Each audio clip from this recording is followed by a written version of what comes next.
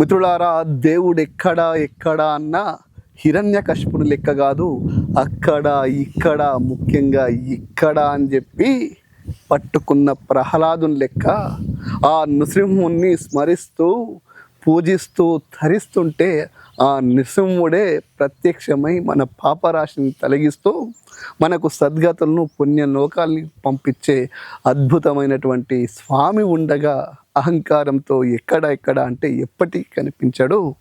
ఇక్కడ అన్నప్పుడు మాత్రమే ఆ ప్రహ్లాదుడు మనకు నేర్పినటువంటి స్ఫూర్తితోటే మనం నృసింహుని పట్టుకోవాలి.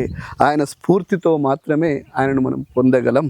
మళ్ళీ చెప్తున్న మిత్రులారా, మనం సిద్దిపేట పరిసర ప్రాంతాలలో దాదాపు 18 కిలోమీటర్ల దూరంలోనే మీరు చూడండి ఎంత అద్భుతం.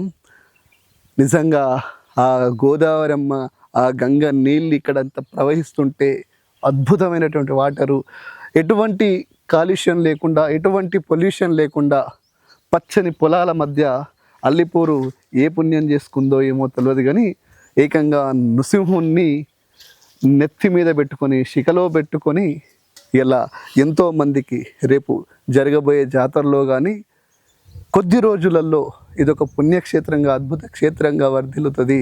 ఎందుకంటే మీరు చూస్తుంటే ఆడ గంగమ్మ నీళ్ళతో మనం స్నానాల్ని ఆచరించడమే కానీ ఇక్కడికి వచ్చాక ఉగ్ర నరసింహుణ్ణి వాస్తవంగా ఎక్కడ కూడా సమయాచారం అంటే స్వామిని, స్వామితో పాటు మాతని మనం ఆచరిస్తుంటే పూజిస్తుంటే దాన్ని సమయాచారం అంటారు. అలాంటిది ఏకంగా స్వామి ఉగ్ర నరసింహునిగా ఇక్కడ ఉగ్ర నరసింహునిగానే వెలుగుతా అని చెప్పేసి ఉగ్ర నరసింహన్ పేరుతోనే ఇక్కడ సేవలు చేసుకుంటా, ప్రజల్ని కాపాడుకుంటా ఇది ఒక పుణ్యక్షేత్రంగా నిలబెడతా అంటూ అమ్మవారిని కూడా పక్కన ఇంకో విగ్రహ మూర్తి రూపంలో పెట్టుకొని తను మాత్రం ఉగ్ర నరసింహుడిగా ఈ ప్రపంచాన్ని కాపాడుకుంటా అనే ఒక సందేశాన్ని ఇస్తున్నటువంటి తీరు మనకు నిజంగా ఇక్కడ దరిదాపులో కూడా కనిపించేది. ఎక్కడైనా కూడా అమ్మవారు నరసింహస్వామి కనిపిస్తుంటారు. అందుకనే మనం సమయాచారం అంటాం. సచంక చక్రం సగదాశిచారంగం పీతాంబరం కౌస్తభ వత్స చిహ్నం శ్రియా సమేతోజ్వల శోభితాంగం విష్ణుం సదాహం శరణం ప్రపత్య అని చెప్పేసి హరిని మనం తలిచే విధానంలో ఎక్కడైనా కూడా మాత లేకుండా మనం ఎక్కడ కూడా ఆ సమయాచారాన్ని మనం మిస్ అవ్వం. కానీ అల్లిపూర్లో మాత్రం ఉగ్రం వీర్యం మహావిష్ణుం జ్వలాంతకం సర్వతోముఖం నరసింహం భీషణం భద్రం మృత్యోన్మృత్యుం నమామ్యహం అన్నట్టుగా ఇక్కడ మనకు కనిపిస్తుంటాడు. పిలిస్తే పలికే విధంగా నేనున్నా అని చెప్పి ఎప్పుడు కూడా ఇక్కడికి వచ్చి కష్టాలతోటి బాధలతోటి స్వామివారిని దర్శించుకుంటే ఖచ్చితంగా నేనున్నా అనే ధైర్యాన్ని, భరోసాని, నమ్మకాన్ని, విశ్వాసాన్నితో పాటు వాళ్ళ కష్టాల్ని తీరుస్తున్నటువంటి ఆ అద్భుతమైనటువంటి క్షేత్రంలో మనం ఉన్నాం. ఎందుకంటే ఇది చాలా దూరము ఆడ ఈడ అనుకునేరు.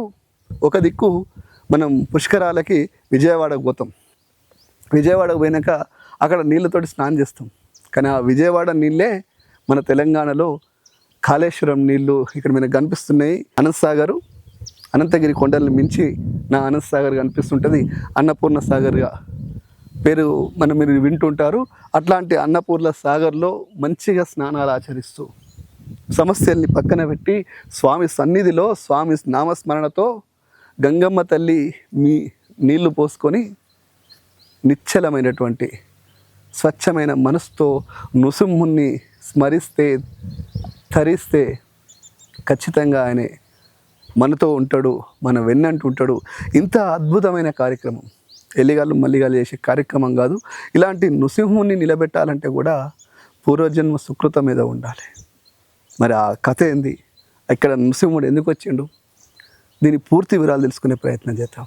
ప్రజాక్షేత్రంలో ఉంటూ ఇంకో దిక్కు న్యాయవాదిగా కోర్టులలో న్యాయానికి సంబంధించినటువంటి పోరాటం చేస్తున్న ఇలాంటి తరుణంలో ఎంగేజ్లా అంటే నాకు తెలిసి 35 నుంచి 40 ఏళ్ళ వయసులో ఇంత ఎప్పుడో 60 సంవత్సరాల తర్వాత చేయాల్సినటువంటి పుణ్య కార్యక్రమాలు ఎట్లా చేస్తున్నారు, ఎందుకు ఇట్లా చేయాలని ఎందుకు అనిపించింది?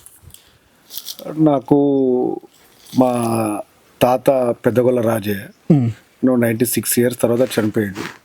చనిపోయినాక ఒక 4 ఇయర్స్కి నాకు నిద్రలో కనిపించి నేను ఇట్లా ఒక నరసింహస్వామి గుడి కడదాం అనుకున్నా. నేను నాతో కాలేదు, నువ్వు కట్టు అని చెప్పి నిద్రలో ఒక లొకేషన్ చూపించిండు. ఆ లొకేషన్ నాకు ఇదే అనిపించింది. 2 రోజుల తర్వాత ఈ ఏరియా చూసిన తర్వాత ఇదే అనిపించింది. ఆయన చెప్పిండు కాబట్టి ఆయన కోరిక మీద నాకు గుడి కట్టాను. అంటే మీకు ఎట్లా అనిపిస్తుంది కట్టినప్పుడు వాస్తవంగా? ఇది కంప్లీట్గా మీకు నాకు తెలిసి రాజకీయాలే మీ ప్రథమ చివరి లక్ష్యాలు. అవన్నీ సైడ్లో పెట్టేసి వీటికి రావాల్సిన అవసరం ఏంటి? నాకు నిద్రలో ఈ ప్రాంతం గురించి నేను మా పొలాలు కానీ మా ఊరు కానీ అటు సైడ్ ఉంటుంది. నేను ఇటు రాను. ఈ గుట్టకు దాదాపు ఇటు ఎవరి పొలం వాళ్ళ ఏరియాకే తెలుసా, ఈ ఏరియాకి రాను. నాకు ఇది చూసిన తర్వాత ఆయన నిద్రలు ఏదైతే చెప్పిండో అట్లనే కనిపించింది. కాబట్టి ఇక్కడైతే ఆయన చూపించిన ఆనవాళ్ళు అనిపించినాయి. ఆయన అదే నరసింహస్వామి ఆయన రూపంలో నాకు చెప్పిండేమో. నేను ఏదో జన్మలో ఆయన రుణపడి ఉండవచ్చు, బాగుండా కావచ్చు. మా తాత రూపంలో నేను ఆయన ఉగ్ర రూపం అట్లా చూడలేం కాబట్టి మా తాత రూపంలో చెప్పిండేమో అనిపించి ఆయన కోరిక ఆజ్ఞ మీద నేను ఈ గుడి కడదామని. గుడి కట్టినప్పుడు ఎవరైనా సహకరించారా? ఎంతమంది సహకరించారు? సహకరించుడు అంటే నేను ఎవరిని పైసలు అడగలే, కానీ ఇక్కడ పనులు చేయనీకి నాతో ఎవరు తోచిన విధంగా ఏదైనా ఉంటే గిట్లా చేస్తే బాగుంటుంది, గట్లా చేస్తే బాగుంటుంది, గిది చేయి గది చేయని మాట సాయం తప్ప నేను నా జేబులోకి వెళ్ళి నాకు నరసింహస్వామి ఇచ్చిన పైసలు ఆ స్వామి ఇచ్చినాయి అంటే ఇప్పుడు నాకు ఏదైనా రోగం వచ్చింది అనుకో 5-10 లక్షలు ఖర్చు అవుతాయి. నాకు ఏది ఇబ్బంది లేకుండా నేను ఐసీయూలో ఉండి స్వామిని మొక్కినాక నేను ఇక్కడ కడతా అని చెప్పి మొక్కినాక ఐసీయూలోకి వెళ్ళి తెల్లారా బయటకు వచ్చిన.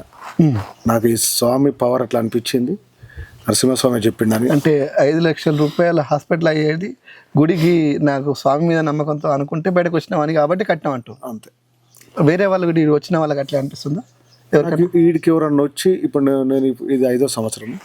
5 సంవత్సరాల నుంచి చాలా మంది భక్తులు వస్తుంటారు. రెగ్యులర్గా పంతులు పెట్టడం రెగ్యులర్గా భక్తులు వస్తుంటారు. ఒక్కసారి వచ్చిన వాళ్ళు కంపల్సరీగా పదే వస్తుంటారు. అంటే వాళ్ళ నమ్మకాలను దేవుడు ఏదైతే వాళ్ళ కోరికలు ఉంటాయో నెరవేరుస్తుండని ఆలోచనతో రెగ్యులర్గా భక్తులు వస్తుంటారు. ఇప్పుడు ఏమైనా జాతర లాంటి కార్యక్రమాలు ఏమన్నా ఈ మధ్య? ప్రతి సంవత్సరం ఇప్పుడు వచ్చే పున్నం రోజు గుట్ట చుట్టూ తోవ చేపించిన రోడ్డు, అంటే మట్టి రోడ్డే, రాళ్ళ గిట్లుంటే బండ్లు తిరుగుడు.